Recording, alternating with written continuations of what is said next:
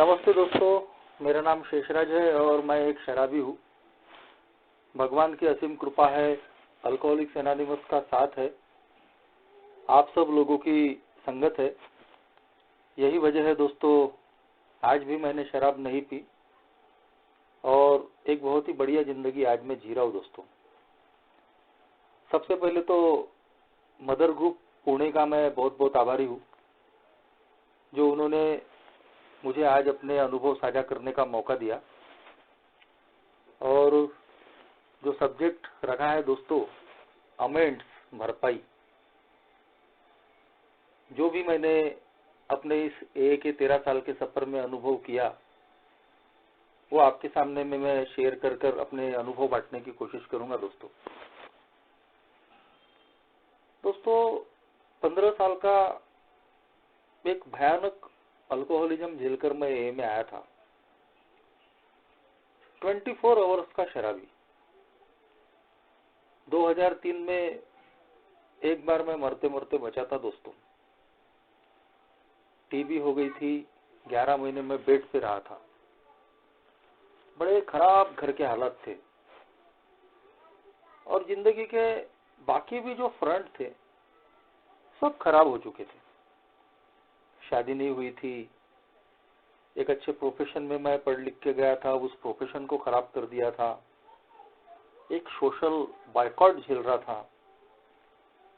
शरीर की अवस्था खराब थी। 35 किलो का वजन लेकर मैं ए में आया था। तो दोस्तों, काफी मैंने भी कोशिशें की शराब से दूर रहने के लिए, लेकिन वो सफल नहीं हो पाई। और ऐसे में आखिरकार जब पूरा थक गया था मैं कि अब अपनी शराब कुछ बंद नहीं होती, ऐसे में ही मेरे एक अल्कोहलिक दोस्त ने ही मुझे एक मैसेज दिया, जो हम साथ में ही शराब पिया करते थे। और उसके साथ इस ए की मीटिंग में आने के बाद मुझे अपनी वास्तविकता पता चली दोस्तों कि मैं इस तरीके से शराब क्यों पी रहा था। क्या कारण थे मेरे शराबी बनने के पीछे? क्यों मैं खुद की इच्छा रहने के बाद भी मैं शराब नहीं बंद कर पा रहा हूँ? मैं खुद चाहता था कि मैं सीमित मात्रा में पीऊं, उसके बावजूद भी दोस्तों मैं सीमित मात्रा में भी मैं नहीं पी पा रहा हूँ। तो पहली बार इस ए की मीटिंग में आने के बाद ही पता चला दोस्तों, और वो भी आप लोगों के अनुभव से, कि मैं एक अल्कोहलिज्म नाम की बीमारी से ग्रसित हूँ। जो पहली बार सुनी थी दोस्तों, मैं भी काफी पढ़ता था, मेरा भी काफी मेडिकल ट्रीटमेंट हुआ, लेकिन ना किसी डॉक्टर ने बताया था, ना कहीं पढ़ने में आया था। तो पता चला कि मैं एक अल्कोहलिज्म नाम की बीमारी से ग्रसित हूँ। और ये बीमारी भी ऐसी अनोखी बीमारी है कि जो कई धरातल पे मुझे बर्बाद कर चुकी है। ये जो बीमारी है ना सिर्फ मेरे मन और शरीर को लगी हुई है, बल्कि ये मेरी आत्मा और मेरी भावनाओं को भी लगी हुई बीमारी है। ये जो आखिरी वाला जो एस्पेक्ट था दोस्तों, पर्सनालिटी को लगी हुई या मेरी इमोशंस को लगी हुई, ये मेरे लिए बिल्कुल नया था। मैंने मेंटल डिजीज देखे थे, मेंटल सिकनेस देखे थे, मैंने फिजिकल डिजीज देखे थे, लेकिन ये ऐसी कैसी बीमारी कि ये मेरी पर्सनैलिटी को भी लगी हुई है। इसी ए में आने के बाद पता चला कि मैं सिर्फ भावनाओं के आगे मैं कमजोर ही नहीं हूं, मैं एक भावनात्मक रूप से सिक पर्सन हूं, इमोशनली सिक। तो आप अंदाजा लगा सकते हैं कि ये बीमारी कितनी खतरनाक है। मैंने बताया दोस्तों कि 2003 में मैं 11 महीने बेड पे रहा, हड्डियों का ढांचा बन गया था, मुझे टीबी हो गई थी। मुझे देखने वाले बोलते थे कि ये ज्यादा दिन का मेहमान नहीं है। लेकिन इतना होने के बाद में भी, 11 महीने के बाद भी मैंने फिर शराब क्यों पी? इससे अंदाजा लगाया जा सकता है दोस्तों कि ये जो बीमारी बोली गई है कि ये कनिंग, बैफलिंग और पावरफुल डिजीज है, ये कभी भी पलटवार करने वाली है, इनक्योरेबल है। चाहे हम कितने भी महीने, कितने भी दिन, कितने भी साल शराब से दूर रहेंगे, लेकिन ये कब पलटवार करेंगी कोई गारंटी नहीं। बहुत खूबसूरत एक जगह लिखा है कि हम सब डेली रिप्राइव पे जी रहे हैं, और वो डेली रिप्राइव यानी जो हमको अल्कोहलिज्म नाम की बीमारी का जो मृत्यु दंड मिला है, तो उसकी सजा माफी सिर्फ एक दिन के लिए होती है हमको, 1 डे एट ए टाइम। पर उसके लिए भी हमको स्पिरिचुअली फिट रहना पड़ता है। जो आध्यात्मिक साधन ए ने मेरे सामने में रखे हैं, उन आध्यात्मिक साधनों पे मुझे काम करना पड़ता है रोज, और तभी मैं अपनी सोब्राइटी को कायम रख पाता हूँ।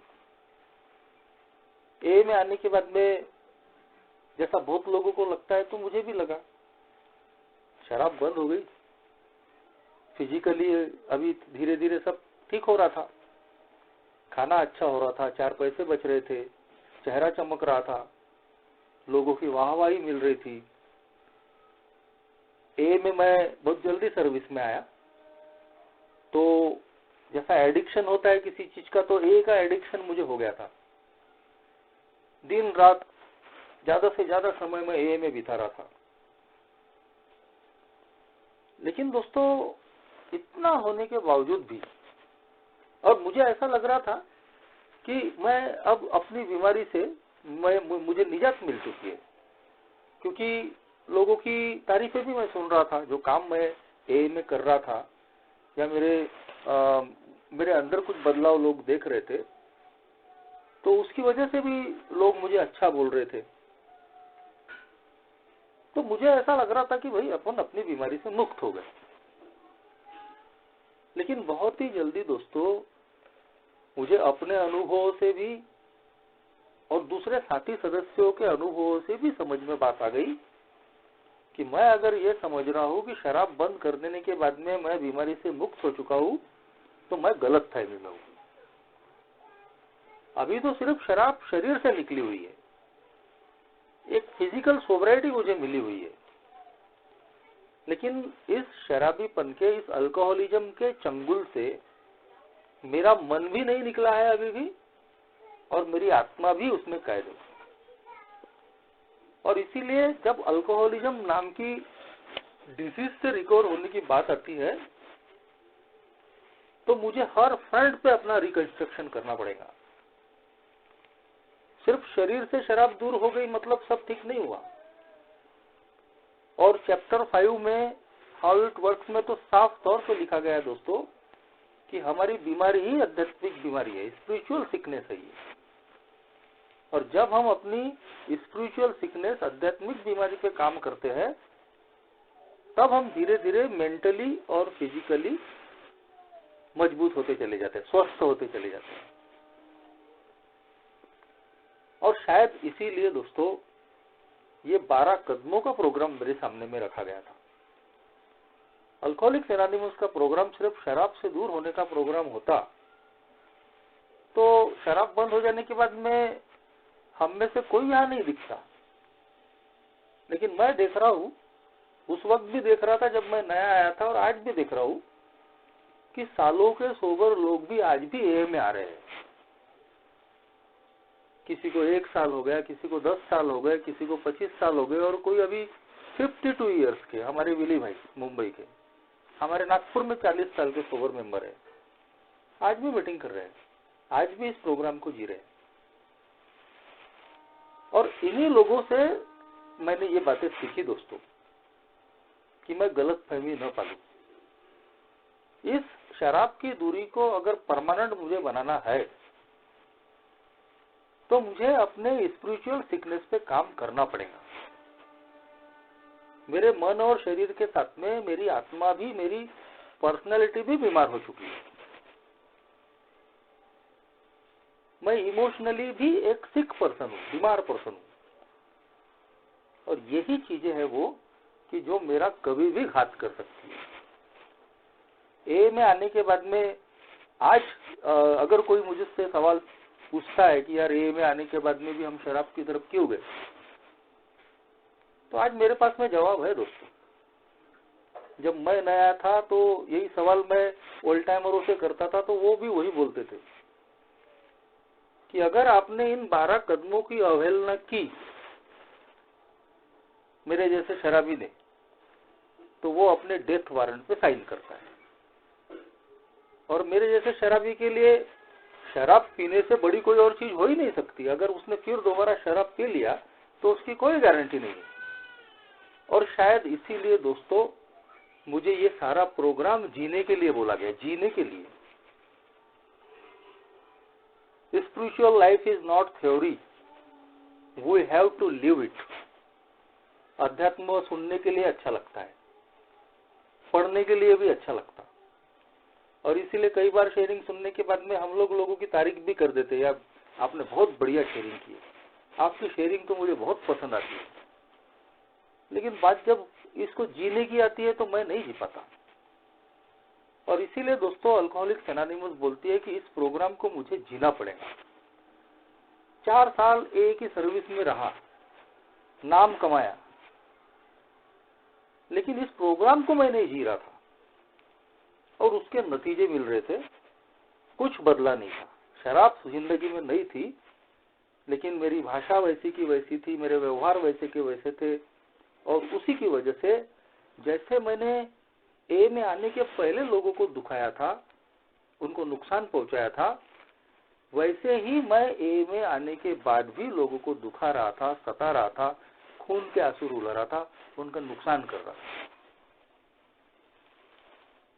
और उसका नतीजा ये था कि मुझे सेटिस्फेक्शन, एक मन की शांति, पीस ऑफ माइंड या चित्त शांति नहीं मिल रही थी। साफ तौर पे कहा गया है दोस्तों ए में कि अगर मेरे जैसा शराबी अगर मन से शांत नहीं है तो वो शराब की तरफ जाने के खतरे पे है। अभी पूर्वा मैडम ने भी बोला, happy, joyous and free life, जो मेरे जैसे अल्कोहलिक के लिए शराब के ऑब्सेशन से बचने के लिए बहुत जरूरी चीज है। अगर मैं खुश नहीं हूं, मैं फ्री नहीं हूं, तो कहीं तो भी मैं देर सवेर कभी भी शराब की तरफ में जा सकता हूं। और ये 12 कदमों का प्रोग्राम दोस्तों वही एक फ्री इंसान, स्वतंत्र इंसान मुझे बनाता है। अगर मैं इन कदमों पे चलता हूं तो 4 साल एक ही सर्विस में होने के बाद में भी मेरी रिजेंटमेंट की लिस्ट बढ़ रही थी, लोगों से संबंध खराब हो रहे थे, सिर्फ घर में ही नहीं बल्कि घर के बाहर भी। अल्कोहलिक्स एनोनिमस भी, जिस ए में मैं अपनी जान बचाने के लिए आ रहा हूं, उसी ए में दोस्तों मेरे लोगों के साथ में संबंध खराब हो रहे थे, मेरी भाषा की वजह से, मेरे बातचीत करने के तरीके से, मेरे व्यवहार की वजह से। और दोस्तों आखिरकार मुझे इस प्रोग्राम पे ध्यान देना पड़ा, मुझे कहीं तो भी सोचना पड़ा। तो दोस्तों आखिरकार जो चीजें मैं ए में आने के बाद में देख रहा था कि शराब से दूर होने के बाद में भी कोई सुकून नहीं, कोई चैन नहीं, उल्टे संबंध खराब हो रहे हैं, इन चीजों ने दोस्तों मुझे ए के प्रोग्राम पे लौटाया।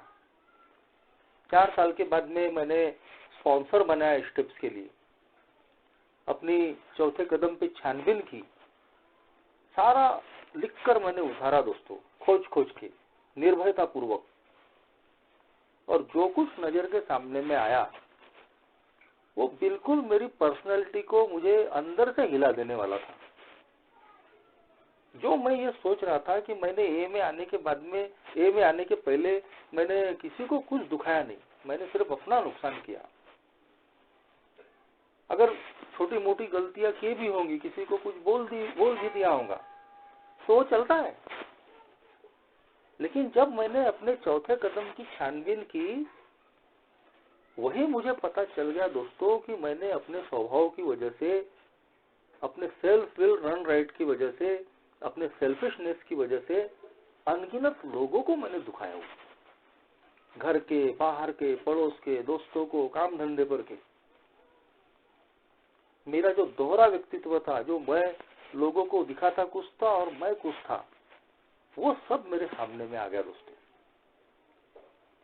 5वें कदम पे जब मैंने स्पॉन्सर से बात की तो मुझे मेरा एग्जैक्ट नेचर ऑफ रॉन्ग पता चला कि क्या मेरी असलियत में मेरे चरित्र के दोषों की अवस्था थी। और अब अगर मैं एक हैप्पी लाइफ जीना चाहता हूँ, एक स्वतंत्र लाइफ जीना चाहता हूँ, तो मैं इन चरित्र के दोषों के साथ, इन कमजोरियों के साथ भी जी भी नहीं सकता। और इन दोषों की वजह से, मेरे स्वभाव की वजह से जिन लोगों का मैंने नुकसान करके रखा हूँ, उनसे भी कहीं तो भी मुझे अपने संबंध सुधारने पड़ेंगे। यही वो चीजें थी कि मेरी जिंदगी में शराब की दूरी होने के बाद भी, अच्छा मैं सर्विस करने के बाद भी कहीं तो भी दोस्तों मैं मन से खुश नहीं था। जब भी मुझे ये सारी चीजें याद आती थी कि कैसे मैंने लोगों को नुकसान पहुंचाया, कैसे मैंने लोगों के दिलों को दुखाया, तो कहीं तो भी मैं अनईजी महसूस करता था। ये चीजें दोस्तों कहीं तो भी जो बोला गया कि ये अतीत का कचरा है, मरे हुए चूहे कहते हैं, जब तक मैं इनकी सफाइयां नहीं करूंगा दोस्तों, तब तक मुझे एक रियल जो चित्त शांति है वो मिलने वाली नहीं है। मेरी सोबराइटी की राह को आसान करने के लिए, मेरी जिंदगी में एक सुकून भरने के लिए कहीं तो भी दोस्तों ये चीजें मेरे लिए बहुत आवश्यक है। ये इस एक ही जर्नी में मुझे समझ में आया, क्योंकि जब भी मैं चौथे कदम की छानबीन के बाद में वो लोग अचानक मुझे याद आते थे कि जिनको मैंने नुकसान पहुंचाया, किसी का पैसा ले लिया था, उनका लौटाना बाकी था, मेरे शब्दों की वजह से, मेरे व्यवहार की वजह से किसी के दिलों को मैंने चोट पहुंचाई थी, किसी को खून के आंसू मैंने रुलाए थे। तो वो लोग जब याद आते थे तो मैं अनईजी महसूस करता था दोस्तों, अस्वस्थ हो जाता था। लेकिन बड़ी परिस्थितियां भी खराब थी और मैं चाहकर भी उनके अमेंड्स नहीं कर पा रहा था। वहां मेरे स्पॉन्सर ने मेरी मदद की कि जो बात जरूरी है वो है विलिंगनेस, तुम्हारी मन की तैयारी कि हाँ मैं अपने सारे गुनाहों को कबूल कर पाऊं। जो पहले मैं सोचता था कि मेरे शराबीपन की वजह से किसी को कोई नुकसान नहीं हुआ, वो एटीट्यूड बदलने के लिए मुझे मेरे स्पॉन्सर ने कहा। दूसरी बात कि जब आपने सब कबूल कर लिया है कि हाँ मैंने लोगों को नुकसान पहुंचाया हूँ, किसी का आर्थिक नुकसान किया हूँ, किसी के दिल और मन को चोट पहुंचाया हूँ, तो अब विलिंगनेस है कि मैं उनकी भरपाई करने के लिए तैयार हूँ। समय लगेगा, चलेगा। कुछ लोगों की भरपाइयां थोड़ी जल्दी होती है, कुछ लोगों की भरपाइयां कुछ देर के बाद होती है। ऐसे भी बहुत सारे लोग मिलेंगे कि जो अब मुझे कभी दिखने वाले नहीं है, जो अब कभी मुझे मिलने वाले नहीं है, उनके भी भरपाई का एक तरीका है। एक मिनट, अरे यार क्या कर रहे हैं तुम, ले जाओ। तो कहीं तो भी दोस्तों, तो मैं एक महत्वपूर्ण बात मुझे बोली थी कि ऑनेस्टी, ईमानदारी, अपने आप से मेरी ईमानदारी, कि मैं इन सब लोगों का जिनका भी मैंने नुकसान किया हूँ उनकी मैं भरपाई करने के लिए तैयार हूँ। एक मोटे तौर पे लिस्ट जो थी वो चौथे कदम पे ही बन गई थी दोस्तों, लेकिन 8वें कदम पे मुझे एक अच्छे तरीके से एक लिस्ट बनाने के लिए बोली गई कि हो सकता है कि बहुत सारे लोग याद नहीं आते हैं मुझे, तो मैं कोशिश करूं कि जितने हो सकते हैं मैं उसे याद करने की कोशिश करूं। एक सिस्टमेटिकली लिस्ट बनाना, वो दोस्तों मैंने बैठकर बनाई। और दोस्तों जब बात भरपाई की आई तो मैंने देखा कि बहुत सारे लोगों की भरपाइयां मैंने ए के प्रोग्राम के दौरान ही कुछ लोगों की भरपाइयां करनी शुरू कर दी थी। और कुछ लोग ऐसे थे कि जो कहीं तो भी मेरी नजर के सामने में नहीं थे, कुछ दुनिया में नहीं थे। तो सवाल था, स्पॉन्सर से मैंने सवाल किया कि इन लोगों का कैसा, तो उससे भी स्पॉन्सर ने तरीके बनाए कि अपनी जिंदगी में अब अपने अच्छे कर्मों को इतना बढ़ावा दो, दूसरों का भला करने के काम अपनी जिंदगी में बढ़ा दो, तो तुम्हारी ये जो गिल्टी फीलिंग है कहीं तो भी उसमें कमी आएगी। जो रिजेंटमेंट की लिस्ट मैंने चौथे कदम में बनाई थी दोस्तों, उसमें नंबर 1 पे मेरे पिताजी का नाम था। मेरे पिताजी भी शराबी थे और अपनी सारी बर्बादी का जो दोष था वो मैं अपने पिताजी को देता था कि इनकी वजह से मुझे जो चाहिए वो मिल नहीं पाया, इनकी वजह से ही घर की बर्बादी हुई। तो नंबर 1 पे वो रिजेंटमेंट पे थे। और दोस्तों जब मैंने शराब पीना शुरू की तो उसके बाद में हम दोनों के संबंध इतने खराब हो गए कि एक जमाने में जो मैं उनसे डरता था, उनकी इज्जत करता था, पीने के दिनों में मैं उनसे गाली गलौज करने लग गया था। हर बार उनकी पूरी हिस्ट्री निकाल के उनको अपमानित करने का मैं काम करता था। और एक बार एक हीट ऑफ क्वेश्चन में मैंने उन पर हाथ भी उठा दिया था। तो ए में आने के बाद में भरपाई के तरीके जो पता चले थे कि कुछ लोगों से हम डायरेक्टली माफी मांगते हैं, कुछ लोगों से इनडायरेक्टली भी अमेंड करते हैं। तो मैंने मेरे पिताजी से कभी भी दोस्तों मौखिक रूप से माफी नहीं मांगी, नहीं मांग पाया मैं। उतनी हिम्मत ही मेरे में नहीं आई थी। 5 साल पहले दोस्तों उनकी डेथ हो गई। अभी फरवरी में 5 साल उनकी मृत्यु को हो जाएगी। लेकिन अल्कोहलिक्स एनोनिमस के इस प्रोग्राम ने दोस्तों जो परिवर्तन मेरी जिंदगी में लाया, मेरी मानसिकता में जो बदलाव लाया, उसका फायदा मुझे हुआ दोस्तों। कि रिजेंटमेंट की लिस्ट बनाने के बाद जब मैंने अपनी खुद की इन्वेंट्री ली तो मैंने पाया दोस्तों कि मेरे पिताजी ने जो कुछ भी गलतियां की होंगी, लेकिन उनकी गलतियों पे मेरा जो रिएक्शन था वो कहीं तो भी गलत था। मैं उन चीजों से बच सकता था जो चीजें मैंने उनके साथ में की थी। और सबसे बड़ी जो एक मत परिवर्तन करने वाली जो बात हुई कि भाई जब मैं अपने आपको बीमार समझ के लोगों से माफी की अपेक्षा कर रहा हूं, तो फिर मैं आज उनको, मेरे पिताजी को बीमार समझ के उनको माफी क्यों नहीं मांग रहा हूं, क्यों नहीं कर रहा हूं।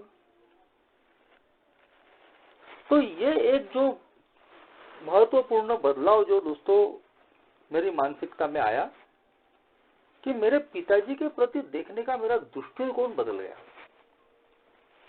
जिसकी वजह से दोस्तों जो पिताजी के प्रति जो रिजेंटमेंट की जो भावना थी वो कहीं तो भी निकल जाने की वजह से मैं उनकी आखिरी दिनों में सेवा कर पाया। काफी बीमार रहा करते थे दोस्तों, और मैं ए में होने की वजह से रिजेंटमेंट कहीं तो भी उनके प्रति जो था वो निकलने की वजह से मैं उनकी काफी सेवा कर पाया दोस्तों। और जिसका नतीजा आज मुझे ये मिलता है कि जो भी गलतियां मैंने की थी उसका गिल्ट आज मुझे नहीं सताता। तो अल्कोहलिक्स एनोनिमस का ये जो अमेंड का जो प्रोग्राम है दोस्तों, इसका सबसे बड़ा फायदा ये होता है कि जब हम लोगों से भरपाइया करते हैं, किसी से मौखिक रूप से माफी मांग लेते हैं, किसी को इनडायरेक्टली दोस्तों उसकी भरपाइया करते हैं, तो हमारे मन के अंदर का जो गिल्ट है, जो आत्मग्लानि है, वो निकालने में ये प्रोग्राम मदद करता है दोस्तों। अनगिनत लोग मेरी लिस्ट में थे जिनको मैंने नुकसान पहुंचाया था, किसी को शब्दों से, किसी को व्यवहार से, किसी का आर्थिक नुकसान किया था। धीरे धीरे जैसे जैसे मैंने दोस्तों स्टेप बाय स्टेप उन लोगों की मैंने अमेंड करनी शुरू की, भरपाइया करनी शुरू की, किसी को मुंह जबानी माफी मांगकर, किसी को अलग तरीके से, तो मैंने देखा दोस्तों कि मेरा मन जो है अतीत के बोझ से धीरे धीरे मुक्त हो रहा है और मैं अपनी सोब्राइटी का एक अच्छा आनंद ले पा रहा हूं। ये एक जो हमारे 12 प्रॉमिसेस हमको ए ने दिए हैं कि अगर आप इन कदमों पे अगर चलते हो तो ये ए के जो 12 प्रॉमिस है ये आपकी जिंदगी में कभी देर से, कभी जल्दी, धीरे धीरे उतरते हैं। और इनको मैं आज महसूस कर रहा हूं दोस्तों। बशर्ते कि मैं इस प्रोग्राम पे प्रैक्टिस कर रहा हूँ। आज भी ऐसे कई अमेंड्स है जो मेरे बाकी है, जो मैंने बताया, और वो अमेंड्स सारे स्पॉन्सर से डिस्कस करके ही विथेल्ड में, लेकिन एक विलिंगनेस मेरे अंदर में है, क्योंकि जितने भी मैंने अमेंड्स किए हैं, जितने भी भरपाइयां करने की कोशिश मैंने की है, उसका मेरी जिंदगी में मुझे इतना फायदा हुआ कि मैं आज इस बात को समझ सकता हूँ कि लोगों की भरपाइयां मेरे लिए करना कितनी जरूरी है, मेरी अपनी सोब्राइटी को कायम रखने के लिए। अल्कोहलिक्स एनोनिमस ने दोस्तों शराब की दूरी के बाद में और एक गोल मेरे सामने में रखा है, वो है दोस्तों इमोशनल सोब्राइटी का, भावनात्मक संयम। आज अगर मैं शराब से दूर हूं तो एक फिजिकल सोब्राइटी, शारीरिक संयम, यानी शराब को ना बोलने की ताकत मेरे अंदर में आ गई। मेरा जो शरीर है वो शराब से मुक्त हो गया, लेकिन मेरी भावनाओं पे संयम आया है क्या? क्या मैं आज भी इमोशनली सिक हूं या नहीं हूं? और ये मैं पाता हूं दोस्तों कि हाँ, आज भी मैं इमोशनली सिर्फ वीक ही नहीं हूं, मैं एक सिक पर्सन भी हूं। लेकिन जब मैंने इस प्रोग्राम को प्रैक्टिस किया दोस्तों, तो जिंदगी में कई बार वन डे टाइम बेस पे ऐसे चमत्कार मेरी जिंदगी में हो रहे हैं कि मेरा जो रिएक्ट करने का जो तरीका था पहले, वो काफी बदल गया है। ऐसा नहीं है कि आज मुझे गुस्सा नहीं आता या मेरे से आज गलतियां नहीं होती। बेशक आज भी मुझसे गलतियां होती है, आज भी कहीं तो भी कुछ गलत बात मेरे मुंह से मैं कभी भड़क जाता हूं, लेकिन काफी कमी आई है दोस्तों उसमें। और कई मौकों पे मैं खुद आश्चर्यचकित हो जाता हूं कि मैं बात बात पे भड़कने वाला इंसान, कभी कभी ऐसा इंसिडेंट हो जाता है मेरे साथ में कि मैं उन मामलों में संयमित हो जाता हूं। कभी घर में कोई हेल्थ प्रॉब्लम आते हैं या और कोई चीजें आती है, कभी फाइनेंशियल प्रॉब्लम होते हैं, लेकिन इस प्रोग्राम की बदौलत एक भावनात्मक संयम मेरे अंदर में डेवलप हुआ है, जो मुझे लगता है कि अल्कोहलिक्स एनोनिमस के इन 12 कदमों की एक बहुत बड़ी देन है, जो बाहर की दुनिया में मुझे नहीं मिल पाती। तो ये जो इमोशनल सोब्राइटी जो है, ये जो भावनात्मक संयम है, ये आज मिला कैसे दोस्तों? तो इसका बिल्कुल जवाब है दोस्तों इन कदमों पे चलने की वजह से। तीसरे कदम पे कहीं तो भी आज मैं मेरे से भी पावरफुल ताकत को स्वीकार करता हूँ, उस पर एक श्रद्धा रखता हूँ, और ये मुझे इतनी मदद करती है कि जो जिंदगी में डे टू डे लाइफ में जो उतार चढ़ाव आते हैं, उसमें मुझे संयमित रखने में ये चीज मदद करती है। चौथे पांचवें कदम पे अपनी छानबीन के बाद में जो मैंने अपने आप को जाना कि मैं खुद कितना एक बुरा इंसान हूं या कितनी खामियों से भरा हुआ इंसान हूं, इसकी वजह से दोस्तों कहीं तो भी लोगों की तरफ देखने का नजरिया बदला। जो मैं पहले सोचता था कि मैंने किसी पे अत्याचार नहीं किया, मैंने किसी का बुरा नहीं किया, लोगों ने ही मेरे पे अत्याचार किया। भरपाइया करने के वक्त ये चीज बड़ी रुकावट बनती थी।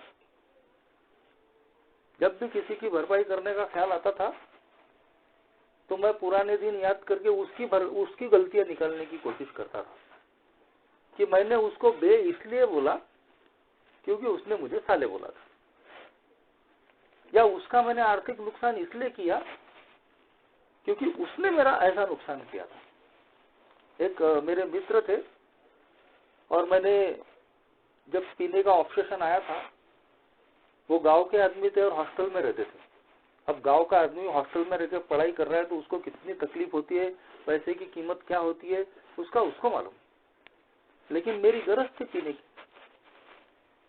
तो मैंने उनसे हाथ पांव जोड़ के विनती करके मैंने दारू पीने के लिए पैसे ले लिए और उनको कमिट किया कि कुछ दिनों में आपको दे दूंगा। लेकिन एक अल्कोहलिक लेना जानता है, देना नहीं जानता। वो समय बीतने के बाद में उन्होंने मुझे टोका, तो फिर उनसे मैंने और समय लिया। उसके बाद में भी जब मैंने समय आने पे नहीं दिया तो फिर वो बोले, यार बोले आपने बोला था कि इतने दिन में मैं दे दूंगा और आपने दिए नहीं, तो उसका पैसा लौटाने की बजाय, जबकि वो बहुत ज्यादा अमाउंट नहीं था दोस्तों, मैं उसी व्यक्ति पे भड़क रहा हूँ कि मैं क्या भाग रहा हूँ, क्या तुम्हारे पैसे दूंगा नहीं क्या। और फिर ये भाषा होने के बाद में उसने किसी और व्यक्ति को बता दिए, तो मैं और गुस्से से चिढ़ गया और मैं उसको बोला कि अब तो तेरे पैसे दूंगा ही नहीं। अब ये बताइए दोस्तों, उस व्यक्ति से उधार लेने मैं गया, मेरी शराब की गरज थी, मेरा काम था कि भाई जो समय मैंने उसको दिया है थोड़ा अगर ज्यादा भी हो गया तो भी उसके बाद में पैसे लौटा देना चाहिए। इतनी बातें मुझे करने की क्या आवश्यकता थी कि तू मुझे टोक क्यों रहा है, तो फिर तूने तीसरे व्यक्ति को क्यों बनाया। तो मैं जो बोला गया है दोस्तों 8वें कदम पे बिग बुक में कि मैं एक तूफान की तरह हूं, जो मैं लोगों की जिंदगियों में एक तूफान की तरह गुजरता हूं और उनको कहीं तो भी परेशान करते रहता हूं। तो कहीं तो भी दोस्तों एक अल्कोहलिक की जिंदगी एक तूफान की तरह होती है, जो गुजरता तो अपने रास्ते से है लेकिन दूसरों की जिंदगियों को तबाह और बर्बाद करते हुए निकलते जाता है। और यही चीजें मैं कर रहा था। कुछ गलतियां नहीं थी लोगों की, लेकिन बेवजह दोस्तों मैं उनकी भावनाओं को दुखा रहा था, उनकी आत्मा को दुखा रहा था, उनका नुकसान कर रहा था। तो एक प्रोग्राम की बदौलत इन कदमों को प्रैक्टिस करने की वजह से मुझे पता चला कि सबसे पहले तो दोस्तों मुझे माफ करना भी सीखना पड़ेगा, जो मेरे लिए एक बहुत बड़ी मुश्किल चीज थी। कि मैं जब माफी मांगने के लिए जाता था तो मेरे बीच में रुकावट आती थी कि मैं इनको माफ कैसे करूं, उनकी गलतियां मैं याद करता था। तो अल्कोहलिक्स एनोनिमस के इस प्रोग्राम ने सिखाया दोस्तों कि सबसे पहले तो आपको लोगों को माफ करना पड़ेगा, जो मैंने धीरे धीरे करना शुरू किया और उसके फैंटास्टिक रिजल्ट आए दोस्तों। इस भरपाई के प्रोग्राम की वजह से आज मेरे ज्यादातर जो संबंध है वो आज बिल्कुल नॉर्मल हो गए। जिस दोस्त को मैंने बहुत कम अमाउंट के लिए उनसे मैंने अपने संबंध खराब कर दिए थे, कई सालों तक एक ही क्षेत्र में होने के बावजूद हमारी बातचीत नहीं होती थी, उस दोस्त से दोस्तों आज मेरे बहुत बढ़िया संबंध है और मैंने उनसे बिल्कुल मुंह जबानी माफी मांगी और जो भी उनका अमाउंट था उनको वापस किया एक ही सोब्रिटी में आने के बाद, और उन्हें बोला कि यार गलती हो गई, मेरा दोष था, आप मुझे माफ कर दो। तो वो बोले कि अरे यार मैं तो भूल भी गया था। बोले ऐसे मुझे अनगिनत लोग मिले दोस्तों इस अमेंड्स की प्रक्रिया में कि जो मेरी बातों को बिल्कुल नजरअंदाज करके बैठे थे। वो मेरे चाहने वाले लोग थे, उनकी अपेक्षा यही थी कि यार ये आदमी शराब बंद कर दे और एक अच्छी जिंदगी जिए। एक साहूकार का मेरे ऊपर में कर्जा था दोस्तों, 10% से मैंने उससे एक छोटा अमाउंट लिया था, लेकिन पीने के दिनों में वो अमाउंट भी मेरे लिए बहुत पहाड़ जैसा था। और अल्कोहलिक्स एनोनिमस की फेलोशिप में आने के बाद भी दोस्तों उसका हमेशा मुझे डर रहता था, और वो मेरे ही एरिया का होने की वजह से मैं 24 घंटे कांस्टेंट फियर में रहता था उसके। घर के बाहर निकला कि मुझे उसी की शक्ल दिखती थी कि वो कहीं बीच में मिल तो नहीं जाएगा, फिर वो कुछ बोल तो नहीं देगा। लेकिन दोस्तों वो व्यक्ति कभी मेरे घर में नहीं आया, कभी उसने कभी दो बात उल्टी सीधी नहीं की, कभी नहीं। तो हमारे जो खुद के जो कर्म होते हैं दोस्तों, वही हमें बेचैन करते हैं, वही हमें डराते रहते हैं। लेकिन मेरे जैसे अल्कोहलिक पे एक बहुत बड़ी ग्रेस ऑफ गॉड है दोस्तों। जब मैं इस प्रोग्राम को जीता हूँ और लोगों को मैं फेस करता हूँ तो ज्यादातर लोग दोस्तों मुझे अपना लेते, स्वीकार कर लेते। मेरा जो डर होता है दोस्तों वो बिल्कुल गैर वाजिब होता है। अगर उस डर के मारे में मैं अगर लोगों को फेस करना अगर बंद कर दूं तो कहीं तो भी दोस्तों मैं अपनी सोबराइटी को खो सकता हूँ। और इसीलिए सबसे बड़ी जो चीज है वो है मेरी दोस्तों सोबराइटी, मेरी अपनी चित्त शांति। इन दो चीज के लिए दोस्तों जो लिखा गया है दोस्तों कि मैं किसी भी हद तक जाने के लिए तैयार हूं, चाहे मुझे अपमान सहन करना पड़े, चाहे मुझे किसी की गाली सुननी पड़े, लेकिन मैं अपनी जिंदगी से ये जो अतीत का जो कचरा है, जो बोझ लेके मैं जी रहा हूँ, मैं इसको साफ करके ही रहूंगा। और सही बात है दोस्तों, 11th स्टेप पे बोला गया है कॉन्शियस कांटेक्ट विद गॉड, यानी हमारी समझ के ईश्वर से सचेत संबंध। बहुत लोग प्रेयर और मेडिटेशन पे बात करते हैं।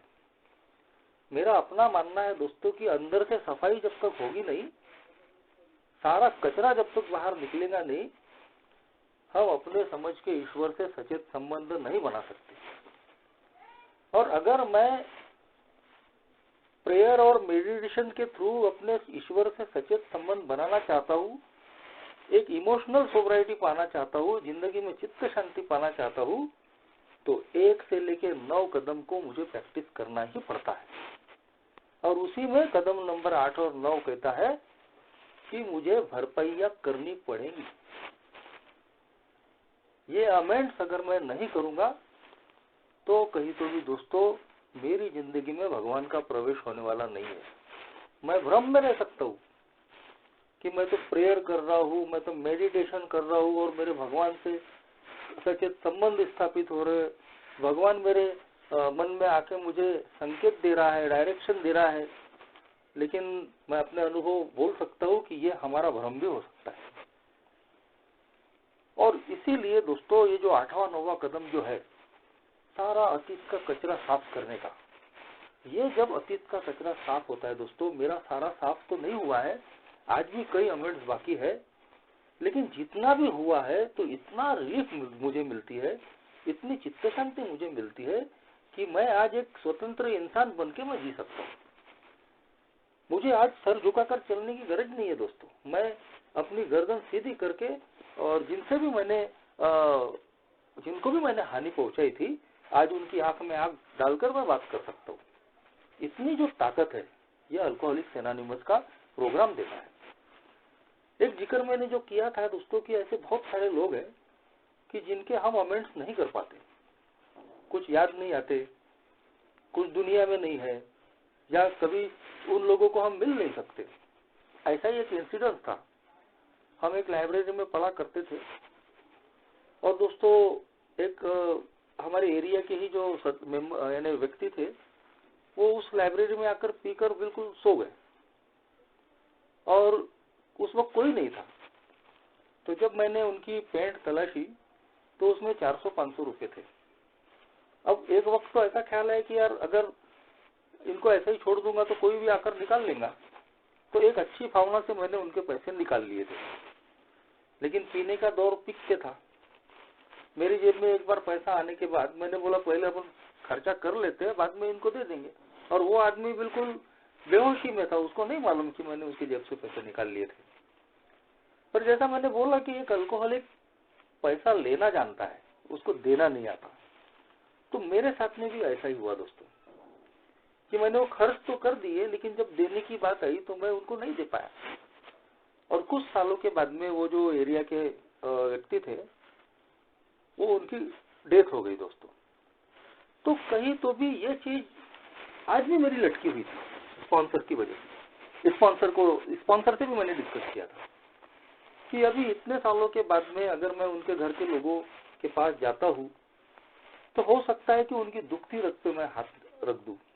और अल्कोहलिक्स एनोनिमस का प्रोग्राम साफ तौर पे बोलता है दोस्तों कि भरपाई मैं अपनी मन की शांति के लिए कर रहा हूँ, लेकिन अपनी मन की शांति के लिए दूसरों की जिंदगी में दुख भरना या उनके मन को अशांत करने का मेरा कार्यक्रम नहीं है।